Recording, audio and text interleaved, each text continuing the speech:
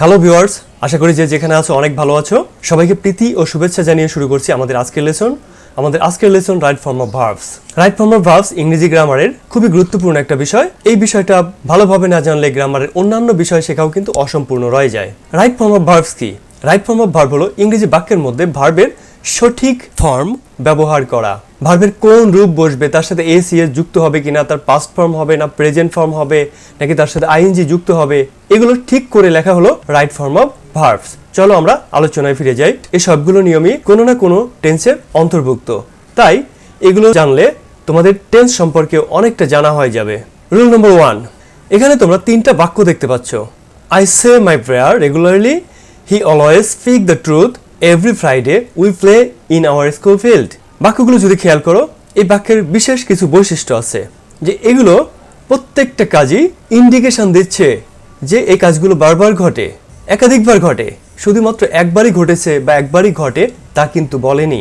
তাহলে এবার বলো তো, প্রথম বাক্যটা I say my prayer regularly, এই বাক্যে সে ভার্বের কোন রূপ হবে?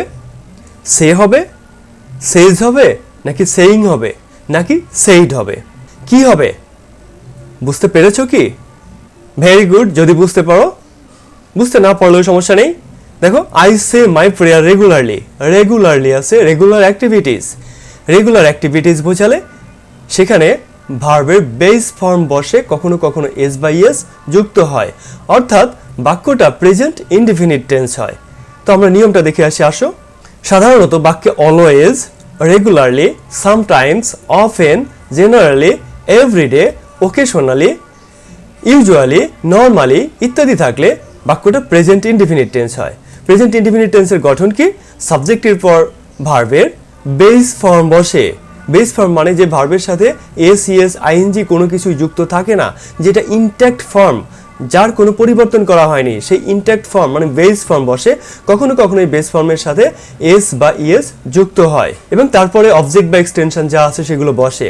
এখন কখন এস যুক্ত হয় আর কখন ইএস যুক্ত হয় সেটা নিয়ে আমরা পরে আলোচনা করব, একটু পরেই। তবে এখন জেনে নাও যে সাবজেক্ট যদি থার্ড পারসন সিঙ্গুলার নাম্বার হয় তাহলে সেই ভার্বের সাথে এস বা ইএস যুক্ত করতে হয়। আর সাবজেক্ট যদি ফার্স্ট পারসন, সেকেন্ড পারসন অথবা থার্ড পারসন প্লুরাল নাম্বারও হয় তবুও কিন্তু এস বা ইএস যুক্ত করতে হয় না। অ্যাক্টিভিটিসগুলো খেয়াল করো। হি স্লিপস অ্যাট নাইট, সে রাতে ঘুমায়। রাতে কি শুধুমাত্র একদিন ঘুমায়? রাতে প্রতিদিনই ঘুমায় বা নিয়মিত ঘুমায়। আবার দেখো, হি টেকস ফিজিক্যাল এক্সারসাইজ, সে ব্যায়াম করে, সে শারীরিক ব্যায়াম করে। এই ব্যায়াম কি কেউ শুধুমাত্র একদিন করে? সে নিয়মিত ব্যায়াম করে। আবার গ্র্যান্ডমাদার টেকস মেডিসিন, দাদিমা ওষুধ খান। দাদিমা ওষুধ কি মাত্র একদিন খান? নিয়মিত ওষুধ খান। আবার আই টেক আ বাথ, আমি গোসল করি। গোসল কি কেউ শুধুমাত্র একবার আর একদিন করে? না, গোসল নিয়মিত করে বা প্রতিদিন করে। আবার the sun rises in the east, universal truth, আবার এটা রিপিটেড অ্যাকশন মানে প্রতিদিনই সূর্য ওঠে। আবার দেখো, দে প্লে ফুটবল, তারা ফুটবল খেলে। আমি যদি বলি যে আমি ফুটবল খেলি, তার মানে কি এটা বোঝায় যে আমি শুধুমাত্র একদিন খেলি বা একদিন খেলেছিলাম বা একদিন খেলবো? না, কি বোঝায়? এটা দ্বারা আমার একটা হ্যাবিচুয়াল অ্যাকশন বা প্রতিদিন করি বা রিপিটেড অ্যাকশন বা ফ্রিকোয়েন্সি বোঝায়, মানে প্রায় করি বা মাঝে মাঝে করি, এরকম কোনো কিছু কিন্তু বোঝায়। তাহলে এই যে অ্যাকশনগুলো দেখতে পাচ্ছ, এই প্রত্যেকটা অ্যাকশনই কিন্তু রিপিটেড অ্যাকশন মানে বারবার ঘটে এরকম বোঝায়। তাহলে যে কাজগুলো দ্বারা, যে ক্রিয়াগুলো দ্বারা এমন একটা ধারণা দেবে যে এগুলো বারবার ঘটে, প্রায় ঘটে, মাঝে মাঝে ঘটে, সেগুলো প্রেজেন্ট ইনডেফিনিট টেন্স হবে। প্রেজেন্ট ইনডেফিনিট টেন্স মানে কি? প্রেজেন্ট ইনডেফিনিট টেন্স মানে সাবজেক্টের পরে ভার্বের বেস ফর্ম বসবে এবং যদি subject third person singular number হয় তাহলে ভার্বের সাথে এস বা ইএস যুক্ত হবে। তাহলে পরের বাক্যগুলো কিরকম হবে? হি অলওয়েজ স্পিক আছে, কি হবে?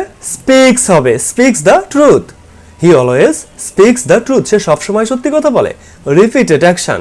আবার every Friday we play in our school field, প্রতি শুক্রবারে আমরা আমাদের স্কুলের মাঠে খেলা করি, রিপিটেড অ্যাকশন। সুতরাং এটাও হবে play base form.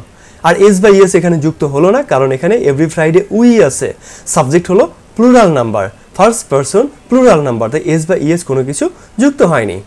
Rule number 2, the earth move round the sun, সূর্য পৃথিবীর চারদিকে ঘোরে। দেখো এখানে আছে মুভ, তাহলে মুভ আছে। আবার আমরা এই বাক্যটা পড়ে বুঝতে পারছি এই ভার্বটা রিপিটেড অ্যাকশন বোঝায়। তাহলে আমাদের এই ভার্বটার কোন ফর্ম হবে? আইএনজি ফর্ম হবে, ইডি যোগ হবে, নাকি এস বা ইএস যোগ হবে, নাকি কিছুই হবে না, যেমন আছে তেমনই হবে? বলতে পারবে? ভেরি গুড, যদি বলতে পারো। না বলতে পারলে সমস্যা নেই, এখনই জেনে যাবে।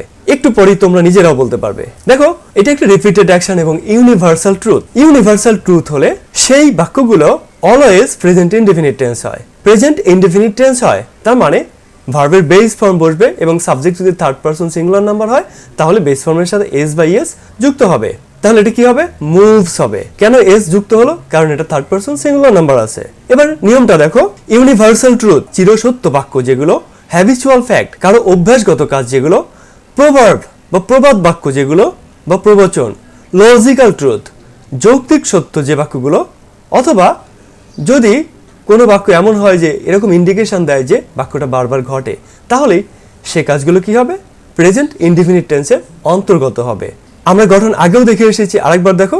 সাবজেক্টের পরে মেইন ভার্বের বেস ফর্ম এবং তার সাথে এস বা ইএস যুক্ত হতে পারে যদি subject third person singular number হয়। Subject third person singular number না হলে কিন্তু এস বা ইএস ভার্বের সাথে যুক্ত হবে না। আবার ইন্ডাস্ট্রি বি দ্য কি টু সাকসেস। এখন বি এর বেস ফর্ম কিন্তু বি। যদি বি ভার্ব থাকে তোমাদের মনে রাখতে হবে প্রেজেন্ট ফর্মে বি ভার্ব মানে হলো am is are. Subject third person singular number হলে ইজ বসে, প্লুরাল নাম্বার হলে আর বসে এবং আই এর পরে এম বসে। এখানে কিন্তু কোনো এস বা ইএস যুক্ত হবে না।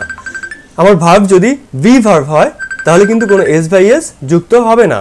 2 নম্বর বাক্যটা দেখো, ইন্ডাস্ট্রি বি দ্য কি টু সাকসেস। পরিশ্রম সৌভাগ্যের চাবিকাঠি। আমরা বাক্যটা পড়ে বুঝতে পারলাম বাক্যটা একটা লজিক্যাল ট্রুথ, কিন্তু ভার্ব দেখো বি ভার্ব আছে, তাহলে বি ভার্বের বেস ফর্ম কিন্তু বি হয়। কিন্তু যদি এটা প্রেজেন্ট ইনডিফিনিট টেন্সে বসে তাহলে কিন্তু তখন বি ভার্ব থেকে এম ইজ আর এগুলোতে পরিবর্তন হয়ে যায়। তাহলে বি ভার্বের প্রেজেন্ট ফর্ম হচ্ছে am is are, past form হচ্ছে ওয়াজ এবং ওয়ার, ফিউচার ফর্ম হচ্ছে শ্যাল বি এবং উইল বি। তাহলে এই বাক্যে বি থেকে আমরা কি বসাবো? আমাদের সাবজেক্ট হচ্ছে industry third person singular number. তো থার্ড পারসন সিঙ্গুলার নাম্বার হলে আমরা বেস ফর্মের সাথে আগে এস বা ইএস যোগ করেছি, বি এর সাথে তো এস বা ইএস যোগ করা যায় না, তাহলে আমরা এখানে কি বসাবো? এখানে বসাবো ইজ। বি এর থার্ড পারসন সিঙ্গুলার ফর্ম হচ্ছে ইজ। যদি এখানে আই থাকতো তাহলে বসাতাম এম, যদি এখানে দে থাকতো বা ইউ থাকতো তাহলে বসাতাম আর। Laila get up early in the morning. দেখো কারো অভ্যাসগত কাজ, তো কারো অভ্যাসগত কাজ যদি হয় সে বাক্যটাও কিন্তু প্রেজেন্ট ইনডেফিনিট টেন্স হবে। তাহলে আমরা এই বাক্যটা কি লিখবো? লাইলা গেট আপ থেকে লিখবো gets up. Laila third person singular number, তাহলে গেট থেকে হয়ে যাবে gets up. Laila gets up early in the morning. Position of S or ES. আমি বলেছিলাম একটু পরেই আমরা জানবো কোথায় এস বসাই কোথায় ইএস বসাই। দেখো এস বা ইএস কোথায় বসে? ডু এর সাথে ইএস যোগ হয়, কারণ ডু বানান করলে শেষে ও পাই আমরা। কোনো ভার্বের শেষে যদি ও থাকে তাহলে তার সাথে ইএস যুক্ত করতে হয়। আবার কোনো ভার্বের শেষে যদি এস এইচ থাকে তাহলেও ইএস যুক্ত করতে হয়।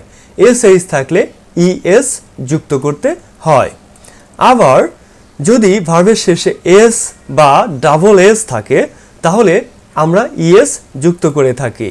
আবার যদি ভার্বের শেষে সি এইচ থাকে, উচ্চারণ চয়ের মতো হয়, তাহলেও আমরা ইএস যুক্ত করে থাকি। ভার্বের শেষে যদি জেড থাকে বা ডাবল জেড থাকে তাহলে আমরা ইএস যুক্ত করে থাকি। আবার ভার্বের শেষে যদি এক্স থাকে তাহলেও আমরা ইএস যুক্ত করে থাকি। এবং সব শেষে ভার্বের শেষে যদি ওয়াই থাকে তাহলে ওয়াই তুলে দিয়ে আমরা আইএস যুক্ত করে থাকি। If there is O S, S H, C H উচ্চারণ যখন চয়ের মতো হয়, X, Z, Y at the last of the word, es is to be added with the verb in the present tense in case of the third person singular number subject. Other cases s will be added at the end of the verbs. ভার্বের শেষে O, S, S H, C H চয়ের মতো উচ্চারণ হলে x, Z এবং Y থাকলে তাদের সাথে ইএস যোগ করতে হয়। ওয়াই থাকলে ওয়াই তুলে দিয়ে আইএস যোগ করতে হয় এবং অন্য সকল ক্ষেত্রেই কিন্তু এস যোগ করতে হয়। Rule number 3, why does she look so angry. তাকে কেন রাগান্বিত দেখাচ্ছে? লুকের কোন ফর্ম হবে? এস যুক্ত হবে, আইএনজি হবে, নাকি পাস্ট পার্টিসিপল হবে মানে ইডি যোগ হবে, নাকি কি হবে, নাকি যেমন আছে তেমনই হবে? কি মনে করতে পেরেছো? মনে হয়ে থাকলে খুবই ভালো, মনে না হলেও এখনই জেনে যাবে এবং শিখে যাবে। যদি বাক্যের মধ্যে ডাজ দেওয়া থাকে, ডাজ দেয়া থাকে তাহলে ভার্বের কোনো রকমের পরিবর্তন হয় না, যা আছে তাই বসে, অর্থাৎ বেস ফর্ম বসে। আসো আমরা রুলটা দেখে নেই। ডু, ডাজ, ডিড দিয়ে ইন্টারোগেটিভ সেন্টেন্স বা do not, does not, did not দিয়ে নেগেটিভ সেন্টেন্স গঠিত হলে সেই বাক্যে ভার্বের বেস ফর্ম বসে, কোনো রকমের পরিবর্তন হয় না। আশা করি বুঝতে পেরেছো। তাহলে এবার নিচের দুইটা বাক্য দেখো, এখানে কি কি বসবে তোমরা রুল থেকে জানতে পারলে। ডু, ডাজ, ডিড থাকলে সেখানে কিন্তু বেস ফর্ম বসে।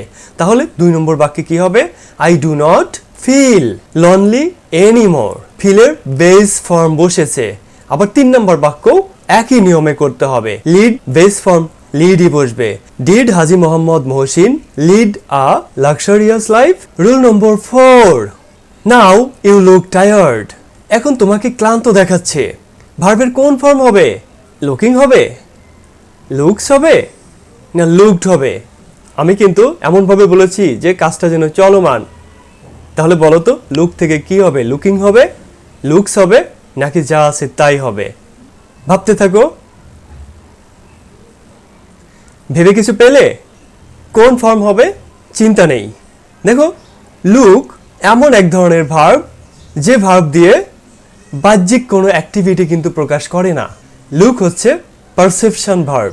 যদি কোনো ভার্ব পারসেপশন ভার্ব হয়, অর্থাৎ আমাদের পঞ্চ ইন্দ্রিয়ের সাথে রিলেটেড কোনো ভার্ব হয়, যেমন আমরা চোখ দিয়ে দেখি, নাক দিয়ে ঘ্রাণ নেই, জিভ দিয়ে আমরা স্বাদ নেই, ত্বক দিয়ে আমরা ফিল করি, আবার আমরা কান দিয়ে শুনতে পাই। এই যে ভার্বগুলো, এই ভার্বগুলো কিন্তু কন্টিনিউয়াস ফর্ম হয় না, কারণ এই ভার্বগুলোতে যে ক্রিয়া সংঘটিত হয় সেই ক্রিয়া বাহ্যিকভাবে আমরা সংঘটিত হওয়া কিন্তু সাধারণ ভার্বের মতো দেখতে পাই না। তাই এই ভার্বগুলোর কন্টিনিউয়াস ফর্ম হয় না। কি হয়? বেস ফর্ম হয়। হ্যাঁ, সাবজেক্ট যদি থার্ড পারসন সিঙ্গুলার নাম্বার হতো তাহলে এর সাথে এস বাই এস যুক্ত হতো। আসো আমরা রুল দেখে আসি। নিচের ভার্বগুলো থাকলে অথবা অবস্থা বা অবস্থান বুঝালে, কোনো ভার্ব দ্বারা অবস্থা বা অবস্থান বুঝালে প্রেজেন্ট কন্টিনিউয়াস অথবা পাস্ট কন্টিনিউয়াস কোনো বাক্য হয় না। কি হয় তার পরিবর্তে? প্রেজেন্ট অথবা পাস্ট ইনডেফিনিট টেন্স হয়। প্রেজেন্ট কন্টিনিউয়াসের পরিবর্তে প্রেজেন্ট ইনডেফিনিট টেন্স হয়। পাস্ট কন্টিনিউয়াসের পরিবর্তে বাক্যটা পাস্ট ইনডেফিনিট টেন্স হয়। সে কারণেই এখানে now you are looking tired হয়নি, নাও ইউ লুক টায়ার্ড হয়েছে। এবার দেখো ভার্বের list. Verb of perception or senses, আমাদের সেন্স অথবা পারসেপশনের সাথে যে ভার্বগুলো রিলেটেড সেগুলো কন্টিনিউয়াস ফর্মে বসে না। সে ভার্বগুলো কি? Smell, taste, notice, observe, see, look, hear, sound, feel, এই ভার্বগুলো কিন্তু কন্টিনিউয়াস ফর্মে বসে না। আবার দেখো verb of feeling and emotions, আমাদের ফিলিং অথবা ইমোশনের সাথে যে ভার্বগুলো রিলেটেড সেগুলোও কিন্তু কন্টিনিউয়াস ফর্মে বসে না। যেমন ডিজায়ার কন্টিনিউয়াস টেন্সে কিন্তু বসে না। Fear, mind, wish, adore, value, want, love, assume, এই ভার্বগুলো কন্টিনিউয়াস টেন্স হয় না। আবার ভার্ব অফ পজিশন, যে ভার্বগুলো দিয়ে থাকা বোঝায় বা কারো কোনো কিছু আছে বোঝায়, সেই ভার্বগুলো কিন্তু কন্টিনিউয়াস ফর্ম হয় না, ইনডেফিনিট টেন্স হয় সেগুলো। আবার দেখো ভার্ব অফ থিঙ্কিং, আমাদের চিন্তা শক্তির সাথে, চিন্তন শক্তির সাথে যে ভার্বগুলো রিলেটেড সেগুলো কন্টিনিউয়াস ফর্ম হয় না। যেমন remember, know, think, expect, understand, forget, affair, seem, believe, এগুলো কন্টিনিউয়াস ফর্ম গঠন করে না। তবে হ্যাঁ, এর মধ্যে কিছু কিছু ভার্ব যখন ব্যতিক্রম অর্থে বসে বা স্পেশাল কিছু কেস আছে সেখানে যখন বসে তখন প্রেজেন্ট কন্টিনিউয়াস টেন্স গঠন করে থাকে। তবে সিচুয়েশনটা তখন ভিন্ন হয়, অর্থ ভিন্ন প্রকাশ করে। যেমন বিলিভ মানে বিশ্বাস করা, আই বিলিভ ইউ, আমি তোমাকে বিশ্বাস করি, কিন্তু এখন আমি তোমাকে বিশ্বাস করতে পারছি না। যদি এরকম বলি তাহলে but now I am not believing you, তোমার কার্যকলাপে আমার বিশ্বাস উঠে যাচ্ছে, এরকম বোঝালে কিন্তু কন্টিনিউয়াস টেন্স হতে পারে। আচ্ছা, তাহলে দেখো সাধারণ অর্থে এই ভার্বগুলো কন্টিনিউয়াস টেন্স গঠন করে না। তাহলে 2 নম্বর বাক্য কিরকম হবে? This house belong to my grandfather. Belong, belong হবে নাকি এস যুক্ত হবে? অবভিয়াসলি এস যুক্ত হবে, কারণ this house third person singular number, সুতরাং বাক্যটা আমার হবে this house belongs to my grandfather. 3 নম্বর বাক্যটা দেখো, নাও শি বিলিভ মি, সে আমাকে বিশ্বাস করে, নর্মাল অ্যাক্টিভিটি, সো কি হবে? বিলিভস হবে, now she believes me. Rule number 5, at this moment they watch TV. At this moment, আমাদের কথা বলার মুহূর্তে যদি কোনো কাজের কথা আমরা বলি তার মানে আমরা বুঝি যে এই কাজটা এখন চলমান। এই মুহূর্তে তারা কি করছে? টিভি দেখছে। টিভি দেখা শেষ হয়ে গেলে কিন্তু আমরা বলতে পারতাম না যে এই মুহূর্তে তারা টিভি দেখে বা টিভি দেখছে। যখন আমরা বর্তমান সময়ে কোনো কাজের কথা বলবো যে এই মুহূর্তে কোনো কাজ কোনো অ্যাক্টিভিটি হচ্ছে, তখন আমাদের বুঝতে হবে যে সেই কাজটা এখন চলমান আছে। দ্যাট মিন্স আমাদের সেই ভার্বটার প্রেজেন্ট কন্টিনিউয়াস টেন্স লিখতে হবে। তাহলে কি হবে? At this moment they are watching TV. রুলটা কি আমরা দেখে আসি। সেন্টেন্সে now, at this moment, at this time, gradually থাকলে কখনো কখনো ইনডিফিনিট টেন্সও হতে পারে। সেটা নির্ভর করে অ্যাক্টিভিটির উপরে। যে কাজ অতীতে শুরু হয়ে এখনো চলছে এবং ভবিষ্যতেও চলবে এরকম হবে, সেটা কিন্তু প্রেজেন্ট কন্টিনিউয়াস টেন্স হবে না, সেটা প্রেজেন্ট ইনডিফিনিট টেন্স হবে। দিস ডে, দিস মর্নিং এগুলো যখন থাকবে তখন বাক্যটা প্রেজেন্ট কন্টিনিউয়াস টেন্স হবে। আবার যদি অভ্যাসগত বা নিয়মিত কাজের ব্যতিক্রম বুঝায় তাহলেও কিন্তু কন্টিনিউয়াস টেন্স হবে ব্যতিক্রম বুঝালে। প্রেজেন্ট কন্টিনিউয়াস টেন্সের স্ট্রাকচার বা গঠন কি, আমরা কিভাবে গঠন করব? আমরা সাবজেক্টের পরে am is are বসাবো এবং তারপর মেইন ভার্বের বেস ফর্মের সাথে আইএনজি যোগ করব। আমরা যখনই কোনো কিছু যোগ করার কথা বলবো তখনই কিন্তু বুঝতে হবে যে বেস ফর্মের সাথে যোগ করতে হবে, প্রেজেন্ট ফর্মের সাথে যোগ করা যাবে না। পাস্ট ফর্মের বা পাস্ট পার্টিসিপল ফর্মের সাথেও কিন্তু কোনো কিছু যোগ করা যাবে না। কোনো কিছু যোগ করার কথা আসলেই তোমাকে বুঝতে হবে যে বেস ফর্মের সাথে যোগ করতে হবে। তাহলে 2 নম্বর বাক্য দেখো, টুডে দ্য উইন্ড ব্লো রাফলি। রাফলি বাতাস বইছে, তার মানে রেগুলার অ্যাক্টিভিটি থেকে কিন্তু এটা ব্যতিক্রম। এটা প্রত্যেক দিনের ঘটনা থেকে আলাদা। তাহলে ব্যতিক্রম বুঝালে সেটা কন্টিনিউয়াস টেন্স গঠন করবে। তাহলে হবে today the wind is blowing রাফলি। 3 নম্বর বাক্যটা, this morning I not go for a morning walk. Morning ওয়াকে মানুষ নিয়মিত যায়, কিন্তু এখানে বলছে যে আজকে আমি মর্নিং ওয়াকে যাব না বা যাচ্ছি না, তার মানে নিয়মিত কাজের ব্যতিক্রম। সুতরাং এই বাক্যটাও কিভাবে আমরা লিখব? প্রেজেন্ট কন্টিনিউয়াস টেন্সে। প্রেজেন্ট কন্টিনিউয়াস টেন্স মানে কি? সাবজেক্টের পরে am is are বসাতে হবে এবং ভার্বের সাথে ভার্বের বেস ফর্মের সাথে আইএনজি যুক্ত করতে হবে। তাহলে কি হবে? দিস মর্নিং আই এর পরে কি বসবে? am, তারপরে not going for a morning walk. This morning I am not going for a morning walk. Rule number 6, I finish my homework just now. Just now মানে এই মাত্র কোনো কাজ শেষ হয়েছে, কোনো কাজ অতীতেই শেষ হয়েছে কিন্তু বর্তমানের সাথে তার রিলেশন আছে, তার কানেকশন আছে, অর্থাৎ তার ফল এখনো বিদ্যমান আছে, এরকম যদি বোঝায় তাহলে সেই বাক্যটা প্রেজেন্ট পারফেক্ট টেন্স হয়। সাবজেক্টের পরে হ্যাভ বসে বা হ্যাজ বসে এবং মূল ভার্বের পাস্ট পার্টিসিপল ফর্ম লিখতে হয়। তাহলে এই বাক্যটা কি হবে? I have finished my homework just now. নিয়মটা পড়ে আসি আমরা। সেন্টেন্সে just now, already, yet, ever, never, lately, recently এই অ্যাডভার্বগুলো থাকলে আমরা সেই বাক্যটাকে সাধারণত প্রেজেন্ট পারফেক্ট টেন্স হিসেবে ধরে নেই, কারণ এই সবগুলো অ্যাডভার্ব দিয়েই বোঝায় যে কাজটা শেষ হয়ে গেছে কিন্তু তার ফলাফল এখনো বিদ্যমান আছে। তবে নেভার দ্বারা কারো অভ্যাসও বোঝাতে পারে। বাক্যটা শুনে বুঝতে হবে যে এটা দ্বারা তার অভ্যাসগত কোনো কাজ বুঝিয়েছে কিনা। যদি অভ্যাসগত কাজ বোঝায় তাহলে কিন্তু সেটা পারফেক্ট টেন্স হবে না। যেমন আমি কখনো মিথ্যা কথা বলি না, এটা কিন্তু তার অভ্যাসগত কাজ, সুতরাং এটা কিন্তু প্রেজেন্ট পারফেক্ট টেন্স গঠন করবে না। কিন্তু যদি আমি বলি আমি কখনো তাজমহল দেখি নাই, তখন কিন্তু এটা পারফেক্ট টেন্স হবে, এটা কিন্তু তার হ্যাবিট না। একটা জিনিস জেনে রাখো, শুধু প্রেজেন্ট পারফেক্ট টেন্স না, সকল প্রকার পারফেক্ট টেন্সেই কিন্তু মেইন ভার্বের পাস্ট পার্টিসিপল ফর্ম ব্যবহৃত হয়। প্রেজেন্ট পারফেক্ট টেন্সের গঠন কি? সাবজেক্টের পরে হ্যাভ বা হ্যাজ বসাতে হবে। হ্যাভ বসবে ফার্স্ট পারসন, সেকেন্ড পারসন এবং থার্ড পারসন প্লুরাল নাম্বারের ক্ষেত্রে। সাবজেক্ট যদি থার্ড পারসন সিঙ্গুলার নাম্বার হয় তাহলে কিন্তু হ্যাজ বসবে। তারপরে মেইন ভার্বের পাস্ট পার্টিসিপল ফর্ম বসাতে হবে এবং তারপরে যথারীতি অবজেক্ট থাকুক, এক্সটেনশন থাকুক, যা থাকুক আমরা বসাবো।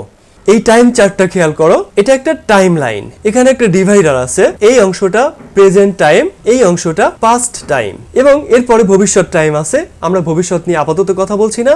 এটা প্রেজেন্ট টাইম এবং এটা অতীতকাল, অতীতের সময়।